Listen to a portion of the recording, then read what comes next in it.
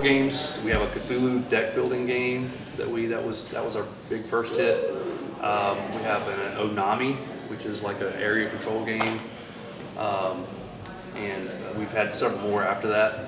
That's gone to market at this point, and we're really excited because we go through my thing here. You want to like turn it and show it? So as Wes has been saying, we worked too hard to get a license with MGM for Stargate, and we're really excited because it was it's the perfect type of game for a role-playing experience, right? You have a gate, you go through the gate, you have an adventure, you come home, and so anything through that gate can be anything you can imagine, right? So it's like perfect. It's made for role-playing almost. As long as MGM says it's okay. Well, hold on a second. That wasn't in series. What's okay? We can work it in this way. Yeah. Oh, all right. Yeah. So we're also going to build on top of the 5th edition open gaming license. Basically, we're going to scoop out the magic and replace it with technology. Would be the idea. But we've got a set of designers that we've hooked up with since our partner unfortunately passed away. We just told the story. They've worked on things like the Malifaux RPG. Yeah, actually I have the list here.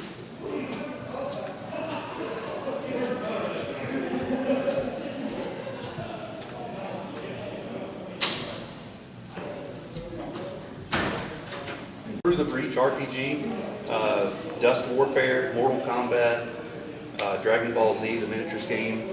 So they've got lots of industry experience, and we're really fortunate to have Mac Martin, who's our lead dev now, and a group of several playtesters. And we're working very closely with the Stargate Command team to make sure that canon and everything fits. And they are extremely helpful with saying you can do this versus that. So like, for example, in the beginning of the project, we were thinking of what are the races, what races do we want to have? And we said, man, it would be really cool. We have the one we need is like a nature-driven kind of character, right? So we thought, well, Nox is perfect, right? But they're one of the big races, right? So MGM and the Stargate Command folks said that's way too overpowered. So what we came up with, and I'll go ahead and tell the story, is I passed around a character sheet. Yeah, you did. So you guys saw the one that looks like a Nox. This race is called the Aturan, and they were a warring race of people millennia ago, and they were on the brink of destroying their planet, warring back and forth against each other. And the Nox stepped in because they didn't want them to destroy the planet. They didn't care about them. They wanted to make them stop, destroying the planet. So they nurtured them and basically taught them to be more peaceful race. And over the years, the Aturans started to basically emulate a little bit the Nox. So they have a lot of the same characteristics, but they, except these guys are really tall with pointy ears. Yeah, they have the Nox's kind of fashion sense. Yeah, and their demeanor of trying to protect nature and whatnot. So if you see on this pre-gen, her main weapon is a trank gun on that pre-gen. Now she carries a Mossberg. I guess that's to hand to somebody else. I mean, it's for shooting. Shooting mirrors. Yeah, opening doors. Opening doors. Yeah, that's the universal door opener. Yeah.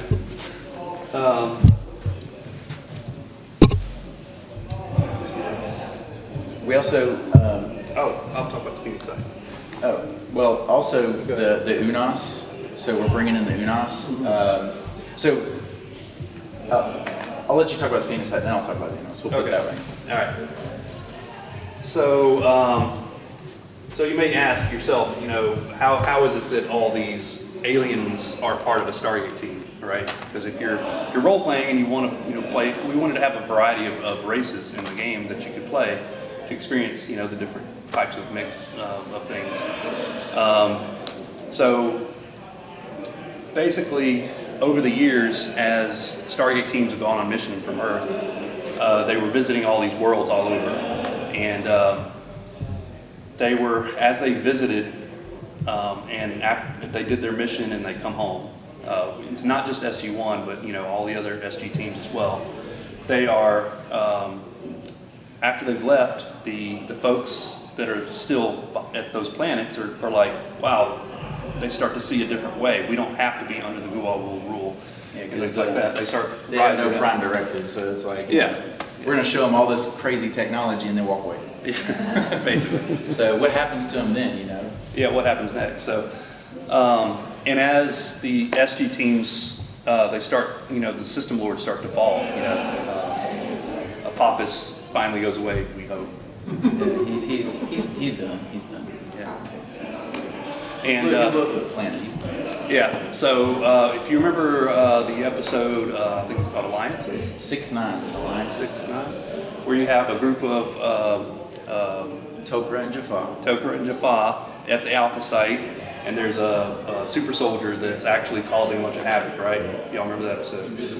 Yeah, he's invisible. He's like kind of trying to make this Tok'ra think that the Jaffa is killing him and the Jaffa is killing it. Yeah. So he's trying to divide the alliance. So the thought is, after that episode, Alpha Site is now compromised, right? So they're going to have to make a new Alpha Site. So the United States, the president, authorizes not only the creation of a new Alpha Site, but also this new site where they can bring on freedom fighters from all the other worlds all over the galaxy to help Stargate Command fight against the Goa'uld, right? And that site is called Phoenix Site. So it would have been a much more dramatic graphic But so it kind of also makes you wonder. In season 3, they had the episode Rules of Engagement, where they come across what looks to be an SGC encampment, but it's actually Apophis having his Jaffa train, his young Jaffa in training. So it's one of those, what happens to these guys? It's just like, all right, just go home. We just trained you in all of this Tari weaponry and tactics and all this, and it's like, well, what happens to those guys? And just go home. Apophis is dead. It's like, okay. So they got all this training and stuff, so maybe they integrated over to the Alpha side too, with all this knowledge of the Tari. to the Phoenix Site. Huh? Phoenix Site. Yeah, the Phoenix side. You said Alpha Site. Well, maybe to the outside originally, and then to the okay. Phoenix side after that. There's 3 seasons of it. Yeah. So the timeline of the project is basically we're looking at around that time frame where it's just after the Apophis is gone, and we start to have Anubis that's rising, starting to make his presence known, is about where the setting is. How many times has Daniel Jackson died at this point? Too many. Well, at this point, I think he's ascended at this point, and he's dead. He's come back. Has he come back yet? I don't think he's come back yet. He didn't come back until the end of that season. Well, they all died in the Knox episode. Well, Yeah. That's true. Yeah. But that was in season 1 though. Yeah. That's true. And we are also, not only do we have the SG-1 license from MGM, but we also have the Atlantis license.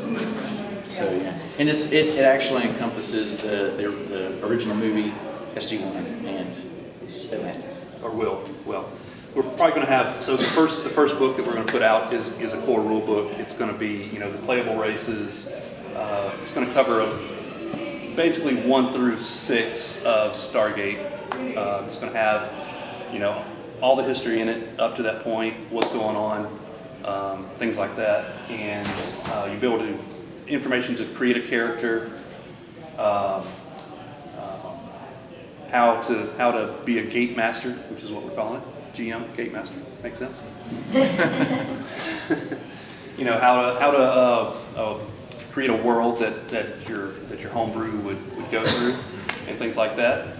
And basically, If everything goes well, if everything goes well, this year, this next year for Gen Con 2020, yeah. we'll be doing a living campaign. We'll launch a living campaign. So we'll have some pre-made adventures that'll be official Stargate command passed from the president or the SGC to go on missions to take out points of interest, rescue dignitaries, etc. Yeah. The things they do. Yeah. So, we talked about our buddy that passed. So in his remembrance, the general that's going to be heading up the Phoenix site is going to be PK Lawyer, General PK Lawyer. So we thought that MGM, that was cool from MGM to let us do that. So going to the UNOS, now that you know about the Phoenix site. So the Phoenix site is a top secret, only top brass know about the Phoenix site because they want to keep it secret. They don't want other factions to know about it, even though, you got all these freedom fighters that probably have spread the word now and it's getting out.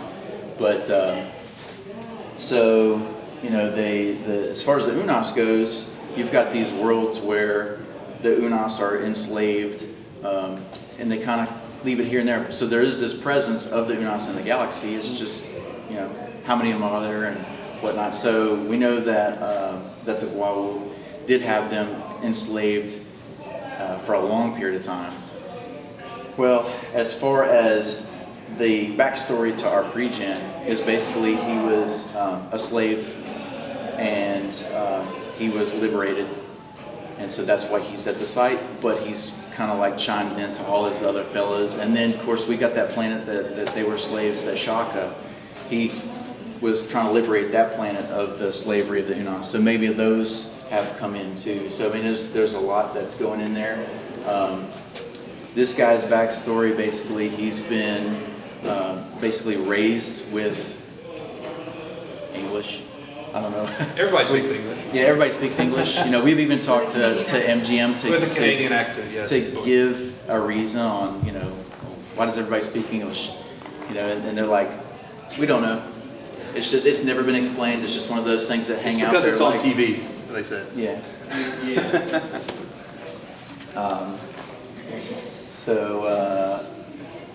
As far as you want to talk about some of the game aspects? Yeah. So, like what? A lot of it. I mean, we're still in development, so the rules are changing almost weekly, kind of thing. We play test. So far, we've been play testing twice a week. Yeah. And every time we play test, something changes.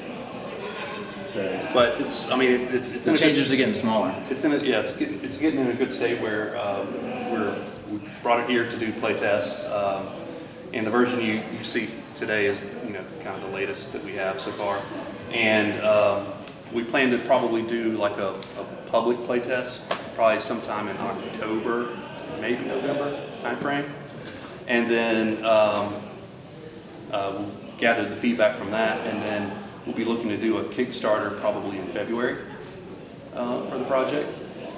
And then this next Gen Con is when we will do the big launch here at the show.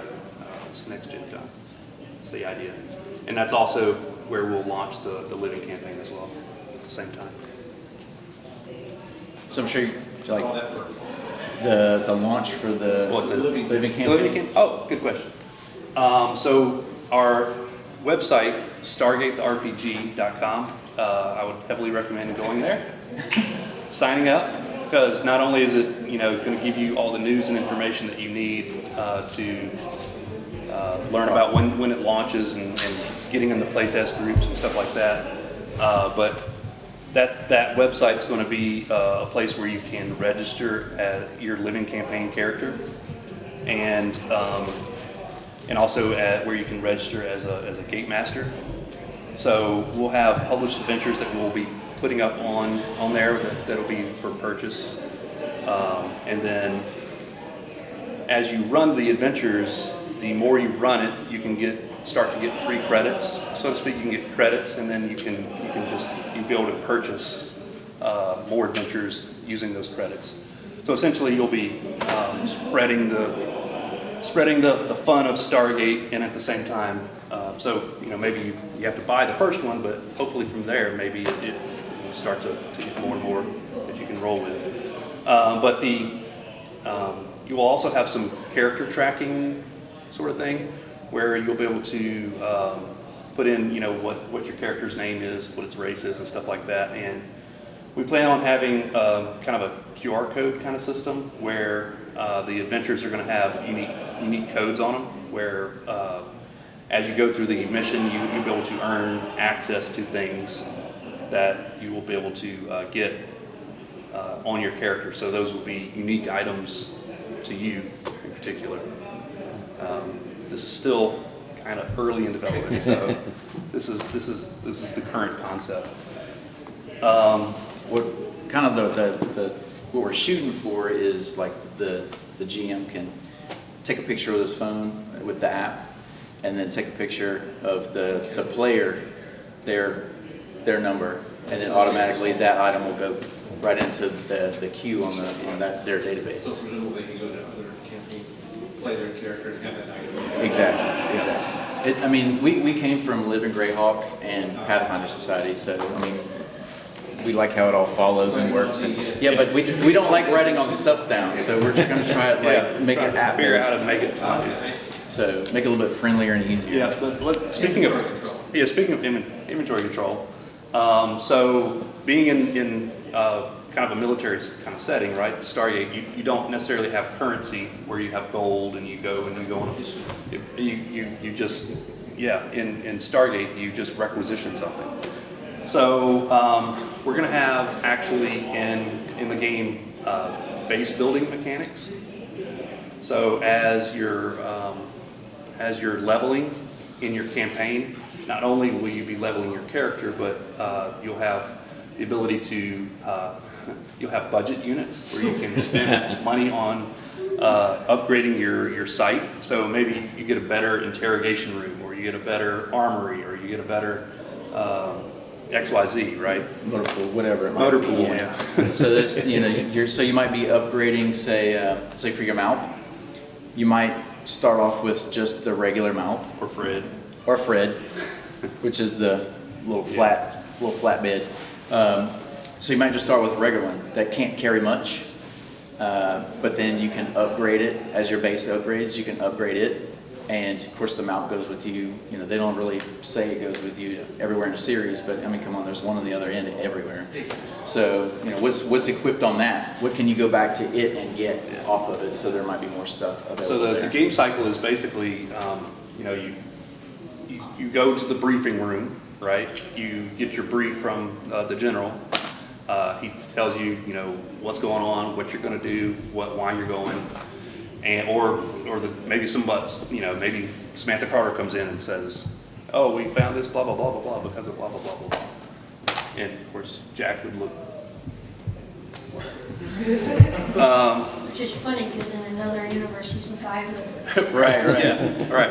Opposites. So you get your briefing what you're going to do, and then your next thing in the game cycle is basically you're gearing up. So you would go to the requisition, whatever it is you think you might need for that mission, and of course you step through the gate and you have your adventure, do what you're set to do, or not, and return home, and then based on the success of your mission, you would gain experience basically. So we're thinking it's going to be a 3. Get 1 point of XP for showing up, 1 point of XP for finishing, and 1 point of XP for success. Yeah. Basically. I think we're calling them mission points. Mission points. Mission points. Yes. And we'll open this up for questions because we're just rambling now. One thing I guess I was just thinking about with not really having any item buying and stuff, how does that lend to like a more extended trip off the world?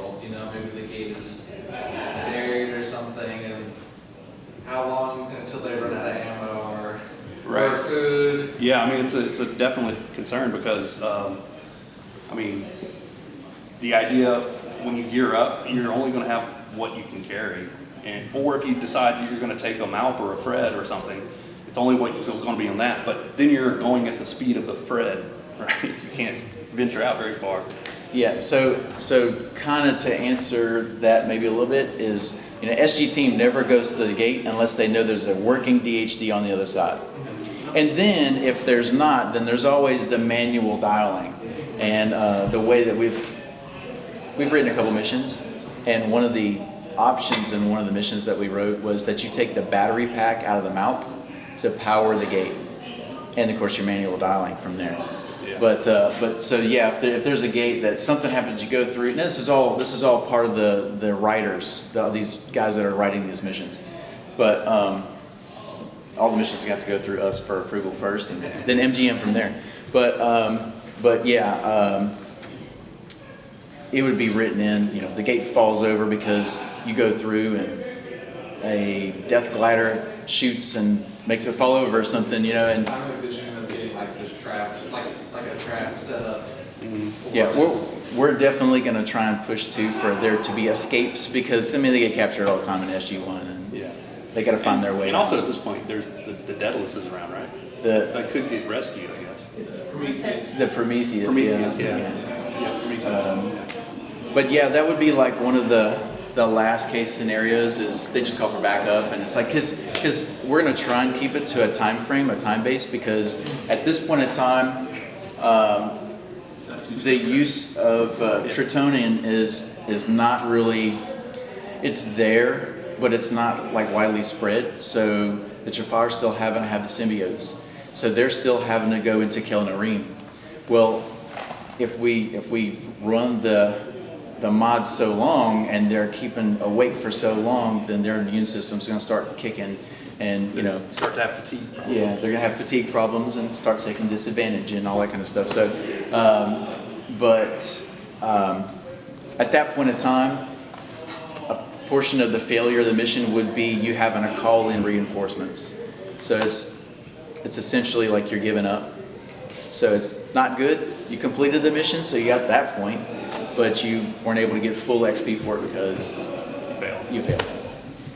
Yeah. Question? You mentioned about upgrading your base. Are you assumed to have off-road bases for your team? Or are you talking about... Yeah. Okay.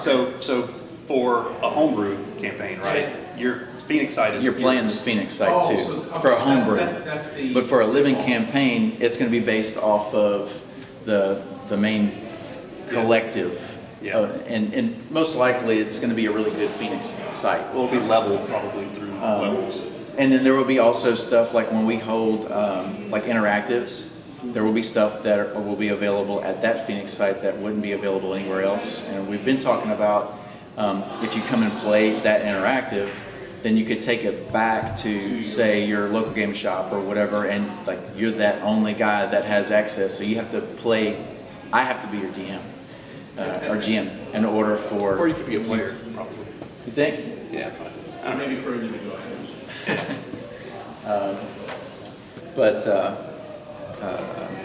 Any more questions? Could you give a highlight on, since it's D20 based from what I could see, what's the differences between what your game is compared to some of the other D20 games that are out there? Okay, so we are going to have a section in the back of the book that's a quick reference of what are the differences. It won't be a big section at all. Okay. But we are going to be integrating some 3.5 features, some 4.0 features, and some of our own little tweaks to it. Yeah, but it's based generally on 5th edition rules, so if you know that. Then. Like he said, some of the major features would be replacing spells and casting with technology. We're Also the scuffed ability. Yeah, we've been talking about that. The hit points curve, we're going to start people at a higher hit point level and do a lower, Right. slower progression on hit points. So you spike up at the beginning, and then it kind of just slows off and is at a slow Because raise. it's a pretty lethal environment, right? With you got machine guns and stuff. So. Yeah. you start off with a lot of firepower at low levels, but then say what? Yeah. Go ahead, ask the Zach question. Go ask the Zach question. What's that question? Yeah, that's always up there, right? Yeah. I figured that was one of the QR code things. So it's how a Zap gun works is still, I mean, it's still in development, but the current dev of it is that when you get hit with a Zap gun, you have to make a con save, right? And based on the success or failure of your con save, you may either be immobilized or go unconscious. And then the second shot of that Zap gun, we're going to put you at 0 hit points. So essentially, you die. Right. You're dying. So now you start having death saving throws, Yeah. right? And then the third one is going to be just heavily discouraged from a gate master perspective. You would not do that to a player. There's no, So we've been talking not? about so looking at a TV series, you know, you've got your premiere for the season, then you have like the mid episodes, and then you have your finale. So we've been talking about like there's levels to the missions. This might be a level, not character level 1, difficulty level. but a difficulty level of 1. So it's like nobody's gonna, you might die because you just play bad, or you know, you roll bad or something like that, but there's no intentional, we're going to really try and, you know, the GM is going to really try and kill people here. But maybe during a finale mission, so end of season mission, that one might actually have that level of, okay, this big baddie at the end, he might be looking to kill somebody. He might be walking up, you know, shoot you twice with his Zap and walk up to you, say a monologue, and then pull the trigger the third time, you know, so. Yeah. And then from a player standpoint, you know, you're as a hero, you're not really expected to go around disintegrating, you know, the natives or whatever, right? So, yeah. So there would be a merit demerit system where basically if you're a bad SG player, then maybe you get thrown out, right? Yeah. Potentially. We've also talked about like access. So let's say you, through your base mechanics or whatever, you gain access to a better weapon. And then you go, I don't know, the analogy I always use is, let's say you gain access to a minigun. Not that you would be walking around with a minigun in SG1, but... Death glider cannon. A glider cannon, yeah, a death glider cannon. You just ripped it off the death glider and you're now walking around town with it, and you just decide to just annihilate the villagers. Well, guess what? You don't have access to that cannon anymore, ever again. Yeah. Because you just don't know how to handle firepower that much. You're not responsible. Sorry about that. We weren't the only people that ran into that. So, Does anybody else have any other questions? Well, I'm sorry we didn't have the visuals, but if you guys want to come up here and I'll show you guys. and like I was saying, y'all can all take, you know, one of these pre-gens, and on the back of the pre-gen is a QR code that y'all can like scan and it'll take you to the website. So this is the cover.